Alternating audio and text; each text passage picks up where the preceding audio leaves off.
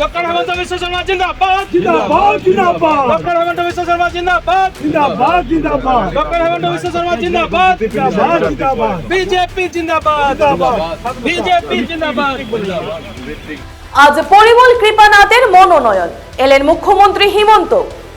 বিপুল ভোটে জয়ী হবেন পরিমল, মনোনয়ন দিয়ে ঘোষণা মুখ্যমন্ত্রীর।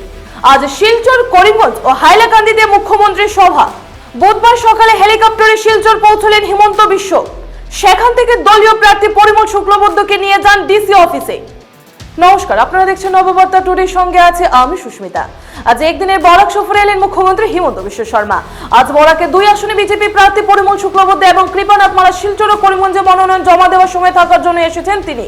আজ শিলচরে পরিমল শুক্লবৈদ্য মনোনয়ন জমা দেওয়ার পর মুখ্যমন্ত্রী ঘোষণা করলেন যে শিলচর কেন্দ্রে দলীয় প্রার্থীর জয় নিশ্চিত।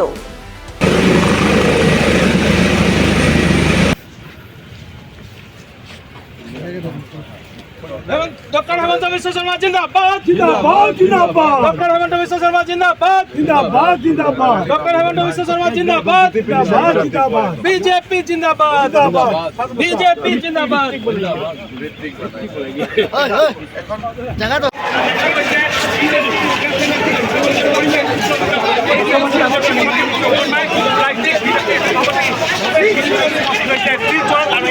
বিজেপির হাজার হাজার সমর্থক সব দিকে আমি সব দিকে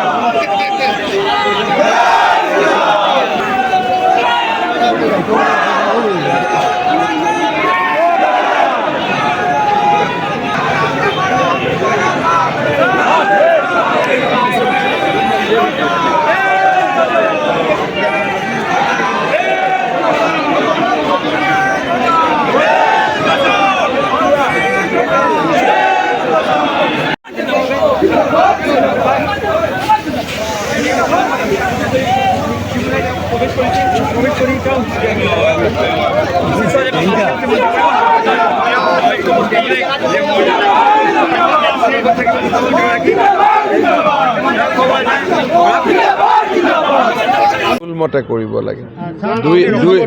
2000 টকাৰ ওপৰত হলে চেকত ল'ব লাগিব। এইটো ভাৰতবৰ্ষৰ নিয়ম।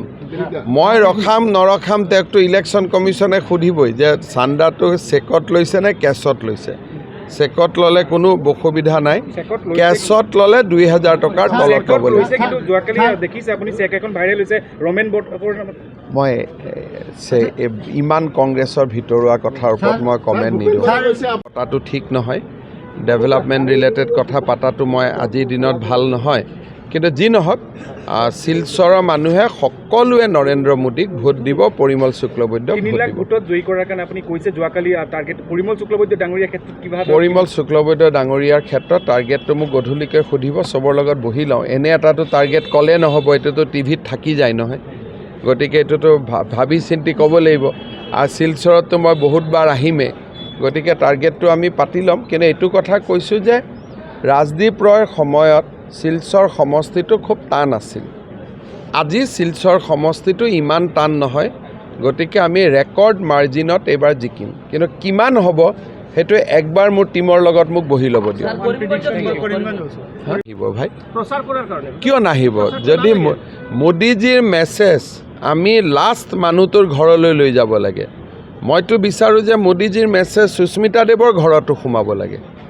গতিকে আমি আহি থাকিব লাগিব till last man is in the other side. ভাল প্ৰভাৱ পৰিব, মাৰ্জিন বাঢ়িব। পৰিমল শুক্লবৈদ্য আগতে ৰাজদীপ ৰয় যেতিয়া ইলেকশ্যন খেলিছিল, it was a tough seat. এতিয়া এই চিটটো সহজ হৈ আছে, গতিকে আগতকৈ ভাল ভোটত জিকিব। মুখ্যমন্ত্ৰী ডাঙৰীয়া যোৱা সভাপতি আহিব লাগে, নমিনেশ্যনত থাকিব লাগে, because this is a festival of democracy, গণতন্ত্ৰৰ এটা উৎসৱ। গতিকে উইদাউট কাৰো প্ৰতি কোনেও বেয়া কথা নোকোৱাকৈ, বেয়া ভাষা প্ৰয়োগ নকৰাকৈ সকলো আহিব লাগে, মনোনয়ন দিব লাগে, আৰু this is what we call democracy. Bhupen বৰাই দেখা গৈছে যে আপোনাক কৈছে যে ইউ আৰ টাৰ্গেটিং হিম, আৰু মই তেওঁক ক'ত টাৰ্গেট কৰিলোঁ? মইতো তেওঁক CM বনা ৰাস্তা দেখুৱাই আছোঁ। মই টাৰ্গেট শব্দটো মানেতো বেয়া কথা ক'লেহে টাৰ্গেট কৰা হয়। মইতো কাকো টাৰ্গেটেই কৰা নাই, কাৰো বিপক্ষে মই এটা বেয়া কথাও নকওঁ। তেখেতে কৈছে যে তেখেতে নিজে ঘোষণা কৰিছে যে মই ষ্টাৰ কেম্পেইনাৰ অফ কংগ্ৰেছ। এতিয়ালৈকেতো হয়, কিন্তু ভৱিষ্যত কোনে দেখিছে? কিমান ডাঙৰ ডাঙৰ কংগ্ৰেছৰ কংগ্ৰেছৰ ষ্টাৰ কেম্পেইনাৰ বিজেপিত যোগদান কৰিছে। আগদিনাখন ৰাতি টিভিত বিজেপিক গালি পাৰি পিছদিনাখন বিজেপিত যোগদান কৰা আমি কিমান মানুহ দেখি আছোঁ। গতিকে কাৰ গেৰেণ্টি কোনে ল'ব? कहाँ है, लेकिन ये बात का एविडेंस कहाँ है? जिसका पॉकेट में माल होगा उसका पास ED आएगा, और आना भी चाहिए। शारदा केलेंकारी का बात अगर करें वो तो आप कैसे बोल सकता है मेरा नाम? मेरा तो पहले कांग्रेस का रहते रहते मुझको क्लीन चिट दे दिया गया।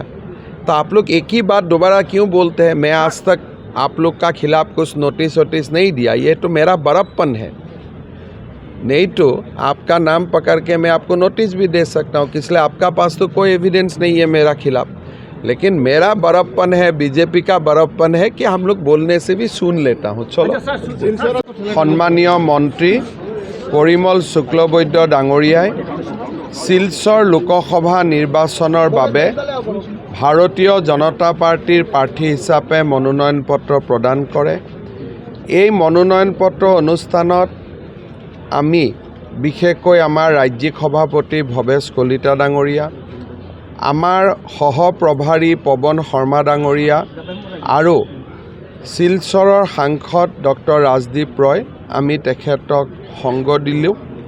আৰু এইটো কথা নিশ্চিত যে শিলচৰ লোকসভা আসনখনত পৰিমল শুক্লবৈদ্য ডাঙৰীয়া বিপুল ভোটত জয়লাভ কৰিব। ৰাইজৰ উৎসাহ উদ্দীপনা মই বিশ্বাস কৰোঁ যে এটা অভিলেখ সংখ্যক ভোটত তেখেতে নিৰ্বাচনত বিজয়ী হ'ব। আজি ভূপেন বৰাই আমি চাওক, শংকৰদেৱৰ নামটো ইলেকশ্যনত কিয় টানি আনিব লাগে?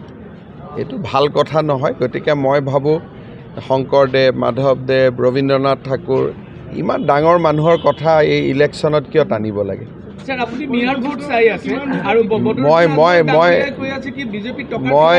মই খালি সেই মানুহৰে ভোট চাই আছোঁ যি মানুহে মোদীজীক বিশ্বাস কৰে, মোদীজীৰ বিকাশ নীতিক বিশ্বাস কৰে আৰু মোদীজীৰ লগত থাকিব খোজে। আপোনালোকে ইমান গুৰুত্ব নিদিব। কিয় গুৰুত্ব নিদিব? কোন কংগ্ৰেছৰ মানুহে কোনে আজি কি কয় আৰু অহাকালি কি কয় তাৰ কোনো গেৰেণ্টি নাই। গোটেই কংগ্ৰেছ অফিচে খালী হৈ গ'ল। সমস্যা নাই, কৰিমগঞ্জত আমি ভাল কৰি জিকিম। তিনিকুণীয়া লৰাই আছে, কিন্তু তিনিকুণীয়া লৰাই কাৰণে আমি নিজিকোঁ। মোদীৰ ওপৰত বিশ্বাসৰ কাৰণে জিকিম। লৰাই জেগাত লাষ্টৰ লৰাইটো তিনিকুণীয়া হ'ব পাৰে, দুইকুণীয়া হ'ব পাৰে, ন'বডি ন'জ। কিন্তু আমি ইলেকশ্যন জিকিম নৰেন্দ্ৰ মোদীৰ নেতৃত্বৰ ওপৰত, অন হিজ লিডাৰশ্বিপ। কংগ্ৰেছ পাৰ্টীগৰাকীয়ে চব এক্সিডেণ্ট বা শিলচৰৰ সমস্যা আছে, কিন্তু মোদীজীক চবেই ভাল পায়, চব জয় শ্ৰীৰাম। গতিকে ভোটটোতো দিবই। মুখ্যমন্ত্ৰী ডাঙৰীয়া যোৱাকালি আপুনি টিভিত কৈছে যে 3 লাখ